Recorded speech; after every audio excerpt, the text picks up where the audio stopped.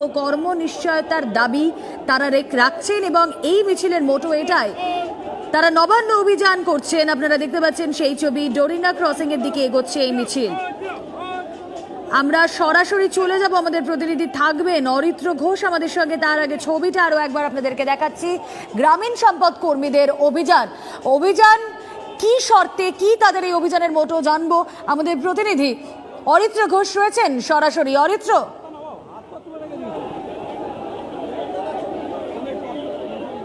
একদমই দেখো রুমেলা, রামলীলা ময়দান থেকে এই যে গ্রামীণ সম্পদ বিকাশ যারা কর্মী রয়েছেন সারা বাংলা, তাদের মিছিল শুরু হয়েছে। তারা কিন্তু এই মুহূর্তে ধর্মতলা ক্রসিং পেরিয়ে ডোরিনা ক্রসিং এর দিকে যাচ্ছেন এবং প্রচুর সংখ্যক মানুষ তারা মূলত যেটা বলছেন যে তাদের যে মাস মাইনে অর্থাৎ মাসিক যে বেতন, সেই মাসিক বেতন কিন্তু তাদের দিতে হবে এবং 62 বছর বয়স পর্যন্ত তাদের চাকরি সুনিশ্চিত করতে হবে।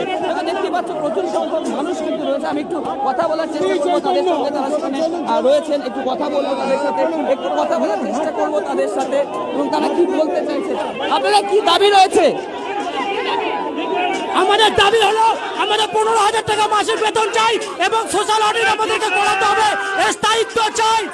আমরা বিআরটি ভিলেজ রিসার্চ পার্টিতে মাননীয় যে প্রতিশ্রুতি দিয়েছিল সেই প্রতিশ্রুতি রক্ষা করতে হবে, নইলে আমরা আগামী দিনে আমরা অনশনে নামবো। আমরা বিআরপি দিদি তোমার প্রতিশ্রুতি দাও, আমরা মরে যাচ্ছি, আমরা অসহায় হয়ে আছি।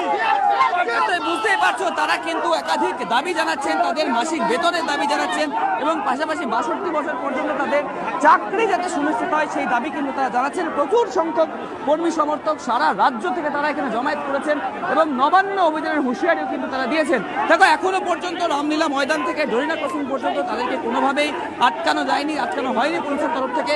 এখন দেখার বিষয় তাদের কি আদেও নবান্ন পর্যন্ত যেতে দেওয়া হয় নাকি মাঝপথে কোথাও আটকে দেওয়া হয়। বেশ কিছু আন্দোলনকারী রয়েছেন, তাদের সাথে কথা বলার চেষ্টা করবো। দাদা কি আন্দোলন, আপনাদের দাবি কি? আপনাদের দাবি কি? আমাদের দাবি 15,000 টাকা মাসিক বেতনের ব্যবস্থা করতে হবে এবং যখন আমাদেরকে নিয়োগ করেছিল সেই মুহূর্তে আমাদের কাজ ছিল সোশ্যাল অডিট। আজকে সোশ্যাল অডিট বন্ধ, আমাদেরকে ডেঙ্গু প্রতিরোধের কাজ করানো হচ্ছে।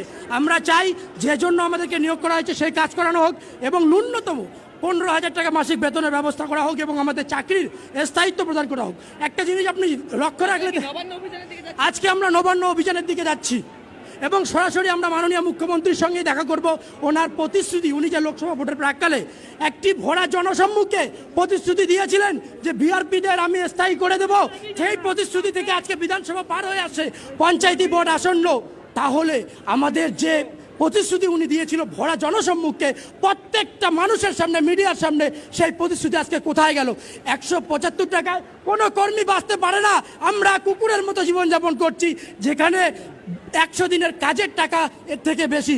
আজকে মাননীয় অর্থাৎ তারা যেমনটা বলছেন যে তাদেরকে যে প্রতিশ্রুতি দেওয়া হয়েছিল সেই প্রতিশ্রুতি পূরণ করতে হবে, পাশাপাশি তাদের যে বেতন সেই বেতন কিছুটা বাড়াতে হবে এবং চাকরি সুনিশ্চিতকরণ, অর্থাৎ তারা যেন 62 বছর বয়স পর্যন্ত যেমন সরকারি আধিকারিকরা যেমন তাদের একটা নিশ্চিত থাকে সেই নিয়োগ নিশ্চিত করতে হবে। বেশ কিছু মহিলা কর্মী সমর্থক রয়েছেন, তাদের সাথে কথা বলবো। কি দাবি দিদি, আপনারা কেন পথে নেমেছেন?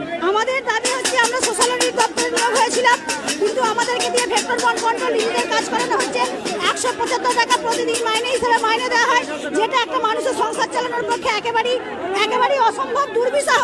আজকের দিনে 5250 টাকায় একটা মাস চালানো অত্যন্ত দুরূহ ব্যাপার।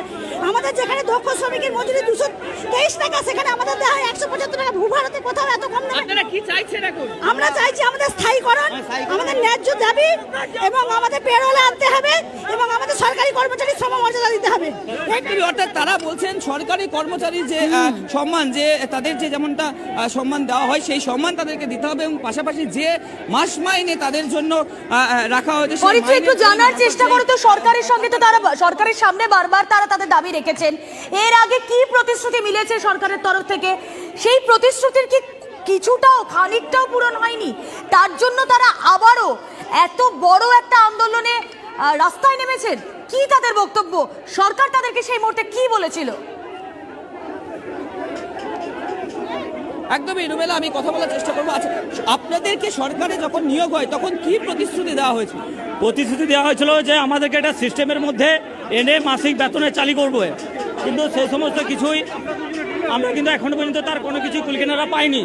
এর আগেও আমরা কলকাতাতে নবান্ন অভিযান করেছিলাম, কিন্তু কিন্তু তার কোনো আমরা এখনো সদুত্তর পাইনি।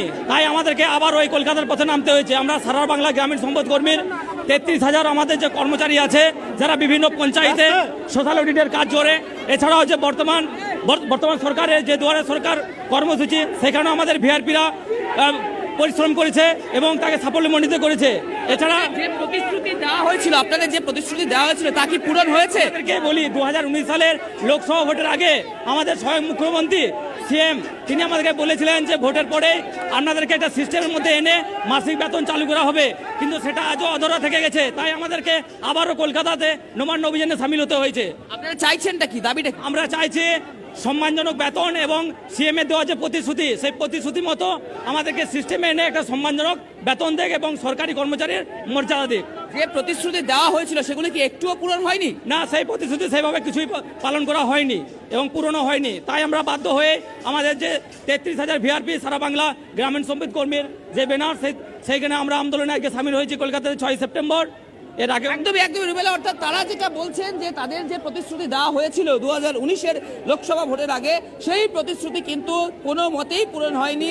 এবং যেমনটা তারা বলছেন যে তাদেরকে সরকারি যারা কর্মী রয়েছেন তাদের মতো সম্মান দিতে হবে, তাদেরকে সামাজিক তাদের যে চাকরির যে নিরাপত্তা, সেই নিরাপত্তা সুনিশ্চিত করতে হবে এবং তাদেরকে চাকরি যাতে তাদের থাকে সেই বিষয়টি লক্ষ্য রাখতে হবে। আমি সোনাইকে ছবিটা একটু দেখাতে বলবো। দেখো, চোখ যতদূর যাচ্ছে, ক্যামেরার লেন্স যতদূর যাচ্ছে, ততদূর কিন্তু হাজার হাজার মানুষ, শুধু মাথা দেখা যাচ্ছে মানুষের। অর্থাৎ তারা কিন্তু আজকে রাজপথে নেমেছেন। তাদের যে দাবি, তাদের যে দাবি দিয়েছিলেন সরকার, সেই দাবি যাতে পূরণ করা হয়, প্রতিশ্রুতি যাতে পূরণ করা হয়, সেই দাবিতে আমি আরো একবার যাব, যেখানে প্রচুর মহিলা কর্মী সমর্থকেরাও রাস্তায় নেমেছেন, তারাও এই বিক্ষোভে সামিল হয়েছেন। তাদের সাথেও একটু কথা বলার চেষ্টা করব।